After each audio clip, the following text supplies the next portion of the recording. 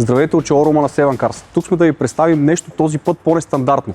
По-нестандартно защо? Представя ви Mercedes S400D 4MATIC, произведен 2021 година с тройка дизел двигател от 330 конски сили и пробег от 170 000 км. А защо е по-интересно? Всъщност тази кола беше и преди тук, но претърпя сериозно видоизменение. След извършването на един проект сложихме AMG Line, както чисто нови гуми и джанти, а най-хубавото е, че цената остава същата, каквато е и на сайта. Както вече знаете, във всяка кола показваме освен хубавите неща, така и дефекти, защото не искаме да има нищо скрито за вас. Сега с този уред ще измерим боята. В случая проверяваме за стойностите на микроните 140, 160, 150, 121. Т.е. говорим за едни абсолютни нормални стойности и това означава, че тази кола не е пребладисана, не е китосана и няма нещо, което да ни притеснява. Разбира се, има съвсем леки козметични забележки, аз ги наричам люспи, но това е нещо напълно нормално, когато шофирате един автомобил най-често по магистралата и се хвърлят от другите автомобили камъчета, които поразяват така леко боята, но не е болка за умиране, просто сме длъжни да ви покажем. Разбира се, оглеждаме цялата кола, забелязваме и фаровете, Digital Light осветление, много висок клас осветление, тук отстрани видимо няма нищо, продължаваме с уреда да видим дали има нещо притеснително тук.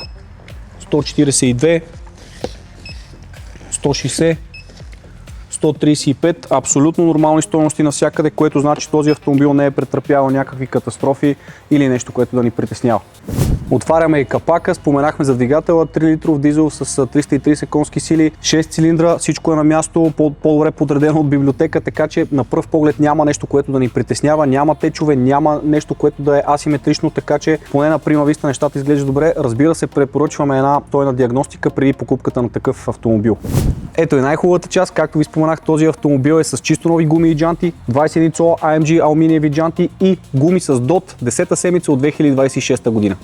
Преди да влезем вътре, разбира се, хвърляме поглед ето точно на тази основа, защото именно тук най-често страдат салоните поради сядането и много често износване, но в случая това е много добре запазено. Иначе веднага ни прави впечатление интериора на тази кола, повече от интересен и прекрасен. Седалките са синтетична кафява кожа с подгрев, отдухване, електрическо нагласяне и запаметяване, мултимедия с навигация, Apple CarPlay, Android Auto, има си панорама, автоматична скоростна кутия 9G Tronic, 4-зонов климатроник, мултифункционален кожен волан с пера, Cruise Control, Keep Line Assist, камера за задно виждане и 360 градусова такава, Head-Up дисплей и озвучителна система Burmester.